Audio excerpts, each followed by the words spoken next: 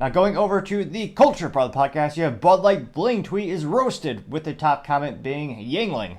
Now, Bud Light used to be a beloved brand, which is quite literally worth billions of dollars. I mean, in one fiscal quarter, though, they managed to shoot themselves in the foot. Although, well, you could debate if it's as bad as Governor DeSantis shooting himself in the high-heeled boots. But is an instance where in Q2 alone, they lost $400 million in sales, just vanished at Bud Light.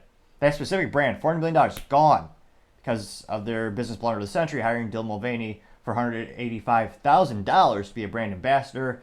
And they even gave Dylan an iconic little can with Dylan's face plastered on it, which should probably be in a business museum as the perhaps most valuable piece of merchandise ever produced in terms of having a negative effect on the business. Because I can't, and let me know in the comments, I can't think of another instance in business history that has so visually destroyed their sales and their culture. Now, they're scrambling. Bud Light is trying to appeal to what used to be their core demographic and their old customer base. They're trying to gain them back while simultaneously sponsoring quote-unquote kid-friendly drag shows, which isn't a real thing, obviously, with anyone with a modicum of intelligence would tell you. Now, this is a instance in which it looks like they have an ambassador, a sports balls player, by name of, or is this a rapper maybe? It says hashtag #KillaTrav. But when you click on the profile, so I don't know if Bud Light just can't social media.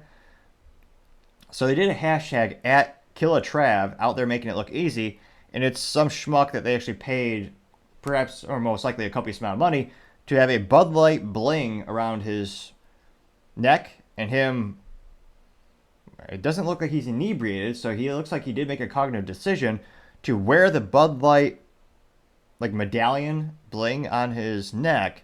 But when you go to the person that they tagged in here, I mean, this person has 563 followers, but instead this person joined Twitter June 2011, but there's zero posts by this person. There's zero profile picture. There's not even a background profile picture. Not to brag, but I have a pretty cool background picture. It's a vintage gas station with my little Honda. Pretty cool. At hashtag #NICTOPPING. Now, this is about 2 seconds long. I don't even know if this audio will play it really quick. No. So again, I'm guessing, I got 53,000 views and only 263 likes, which is also known as terrible when it comes to social media. Although, what does Google say? Who is KillaTrav? Trav. It looks like it is a sports balls player. And this person's got 5 million followers on the Instagram. And yet, this person doesn't use Twitter, apparently. Interesting. So it is a sports balls player, apparently. Again, trying to appeal what used to be their core demographic of people who drink copious amounts of beer and watch sports balls. Now, in the comments, someone actually said something that says agreed. Someone by the name of Radical Hockey with 225 followers. And it looks like person, I don't know, I don't want to say he's brain dead, but he's one of those people who repost all the free scams where, oh yeah, if you just retweet this, you could win $100, which is a sure sign of someone's only have a modicum of intelligence. But that did get 3 likes, and he said agreed.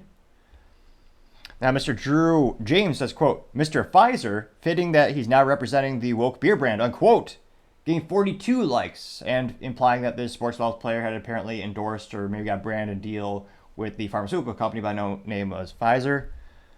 Someone by name of XTASY says, quote, like dumping Bush stocks, unquote, getting 30 likes. PJ says, quote, weird way to show you smoke pole, but whatever, unquote, getting 97 likes. Someone by name of America. But again, not for marketing, because their profile emoji, and again, emojis on a profile name is suspicious enough, but this person's emoji looks like it's just a bunch of golden coins, and the United States is not using gold currency for quite some time, to say the least. Doesn't even have a picture of America. And this person, let's see,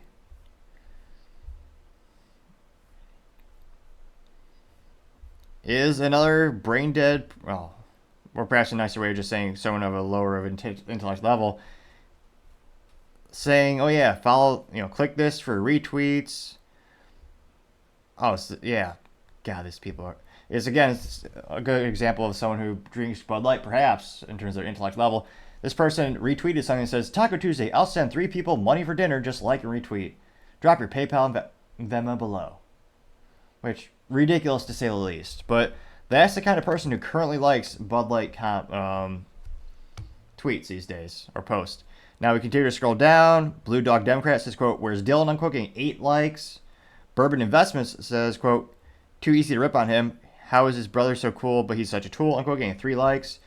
And the one that got more likes than all the others is simply by someone by the name of Guns with 2 N.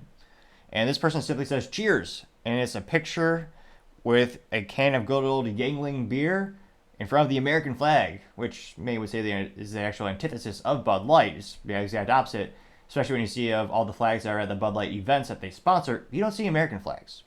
You see colorful flags, not American flags. Now, that picture of the Yuengling got 104 likes and 1.3 thousand views. To say Yeti, a little bit of ADHD there. That's where you can sometimes put your Bud Light press appropriately. But nevertheless, Yuengling is definitely the winner when it comes to the Bud Light boycott. Their sales are growing exponentially, their brand value is increasing, and they're still family owned, which is exceedingly rare, as most other beverage companies have sold out throughout the years.